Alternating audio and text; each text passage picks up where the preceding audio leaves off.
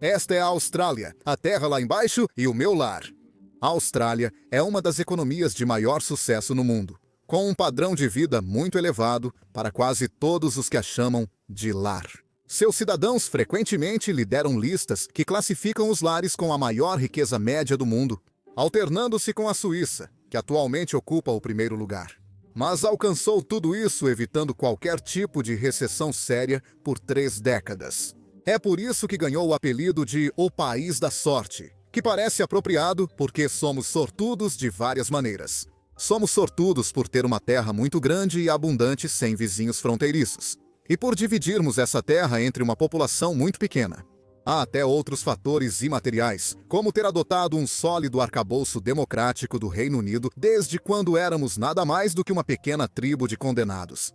O que muita gente não percebe é que o apelido País da Sorte é quase uma crítica feita por economistas contra nós. A Austrália não é sortuda no sentido de ter feito investimentos incríveis nos setores certos e agora estar segura para sempre. Vocês têm tanta sorte, é mais tipo: ah, você decidiu usar um terno de carne, lutou com um crocodilo e só perdeu um dedo no processo. Nossa, vocês têm tanta sorte. Veja bem.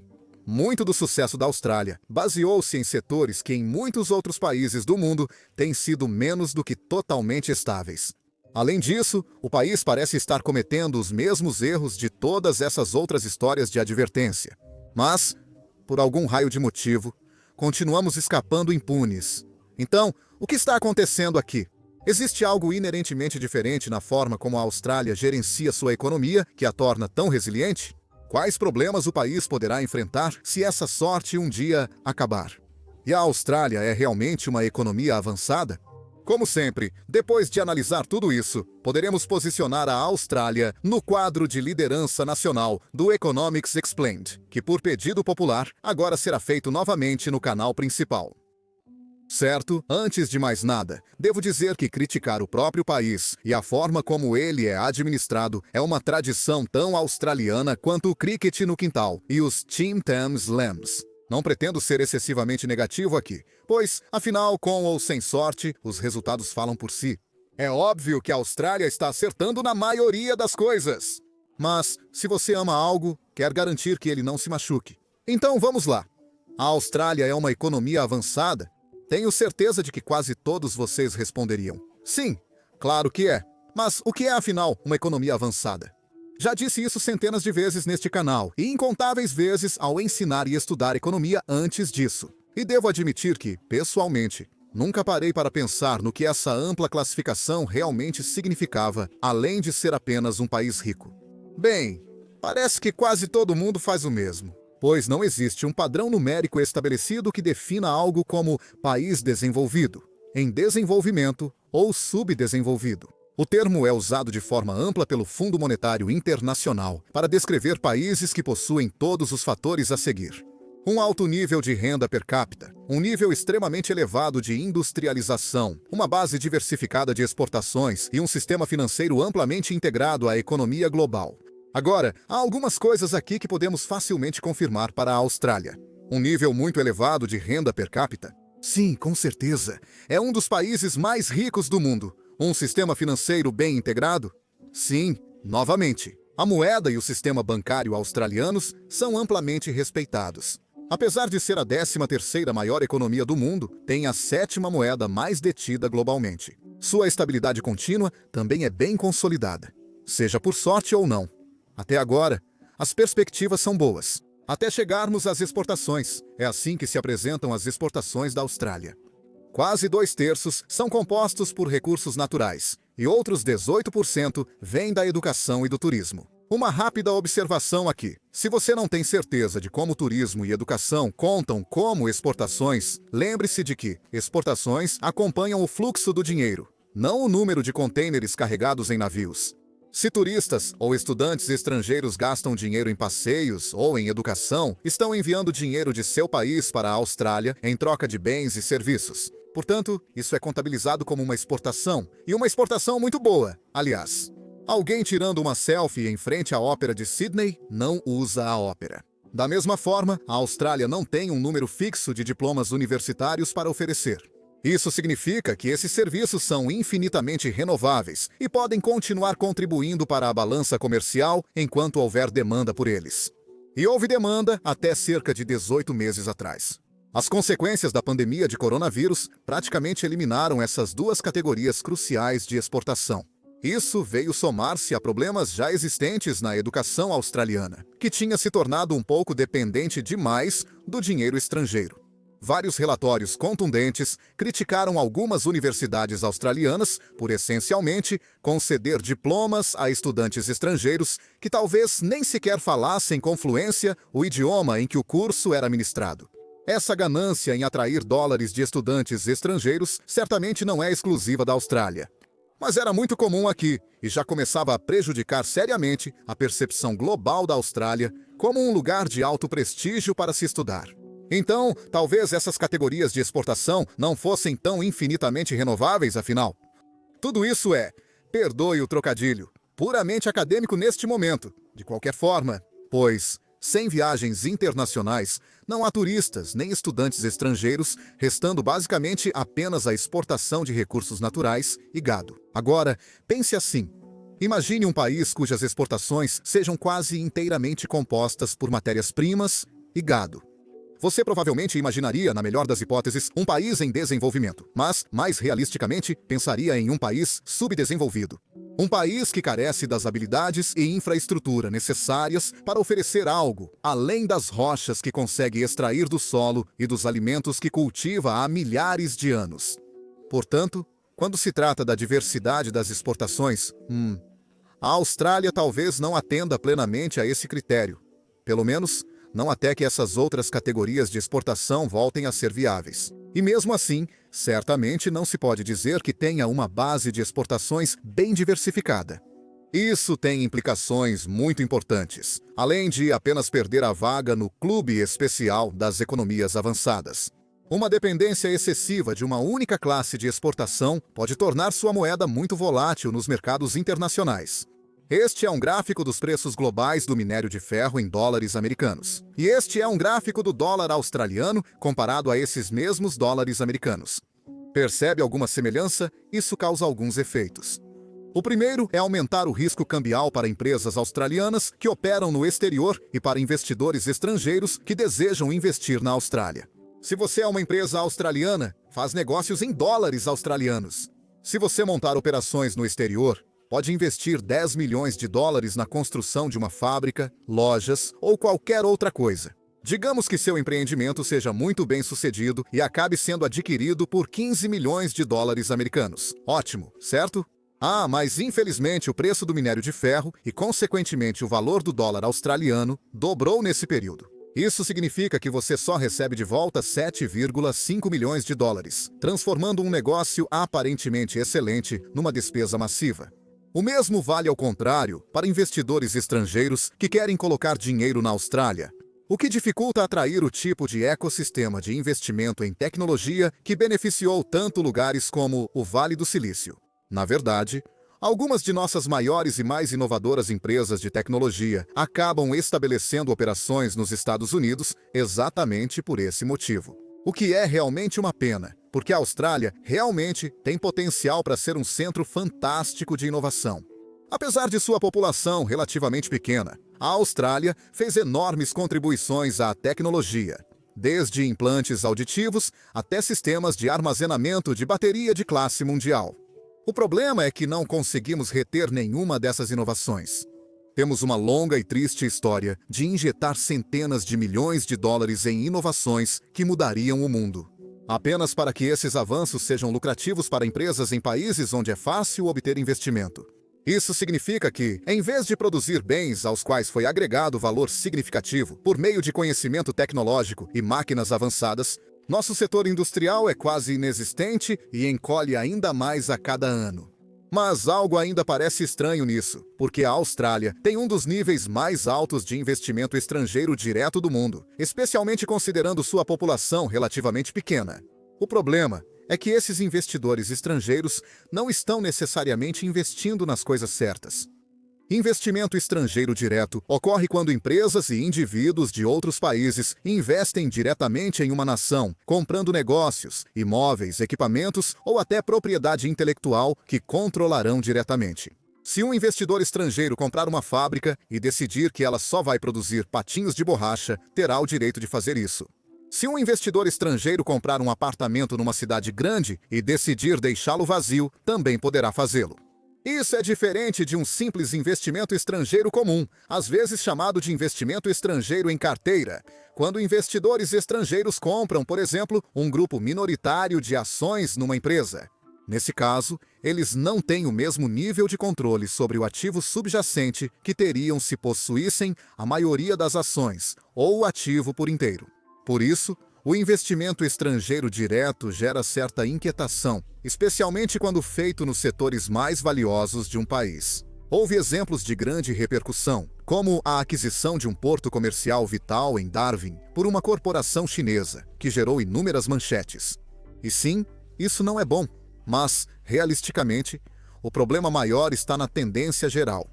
Só para registrar, e apesar do que muitos imaginam, vale notar que a China está longe de ser a maior investidora na Austrália. O investimento estrangeiro vem principalmente do Reino Unido e dos Estados Unidos. E há uma razão muito boa para isso. Lembre-se disso daqui a pouco. Mas por enquanto, não importa muito de onde vem esse dinheiro. Ainda causa os mesmos problemas. 360 bilhões de dólares, ou 35% de todos os investimentos estrangeiros feitos em 2020, foram direcionados à mineração. O que, como vimos, é uma parte crucial da economia exportadora da Austrália. Além disso, esses recursos são, em última análise, finitos.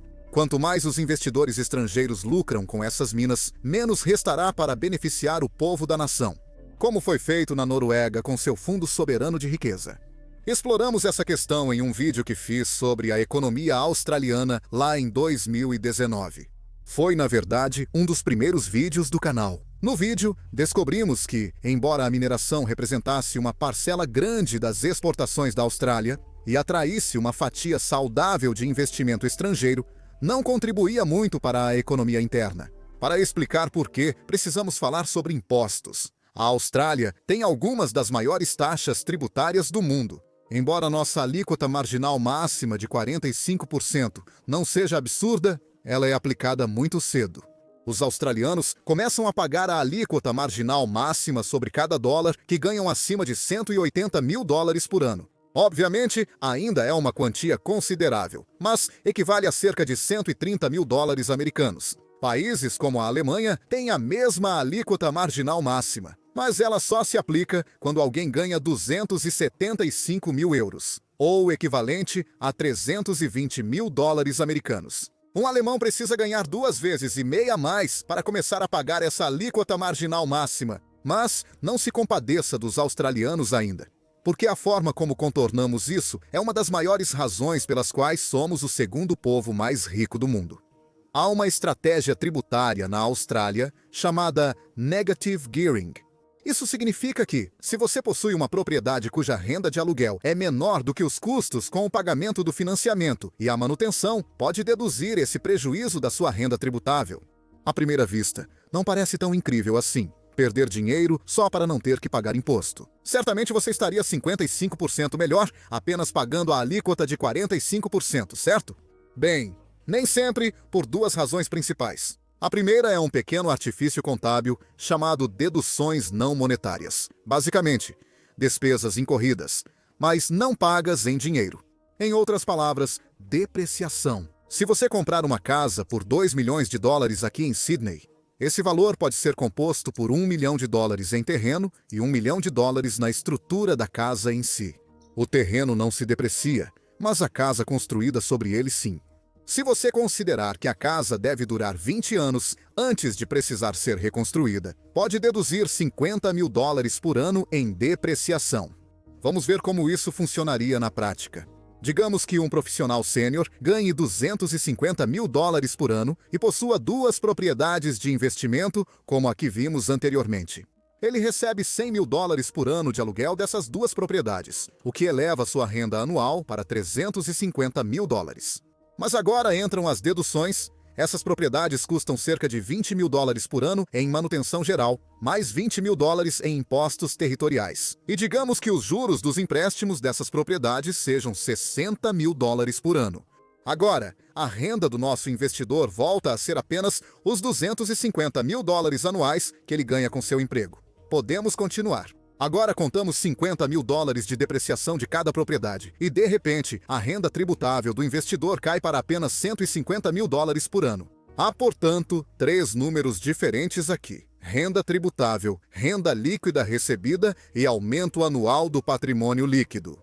Sua renda tributável é de 150 mil dólares e sua renda líquida será de 250 mil dólares. Lembre-se, depreciação é apenas um artifício contábil.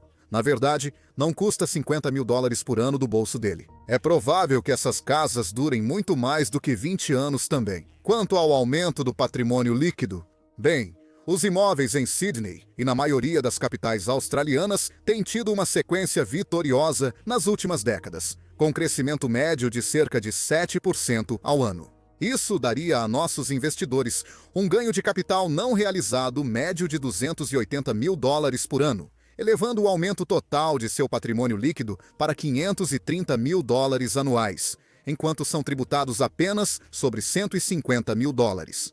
Em outras palavras, se alguém quisesse ganhar a mesma quantia após impostos apenas com um emprego comum na Austrália, precisaria receber quase 1 milhão de dólares por ano.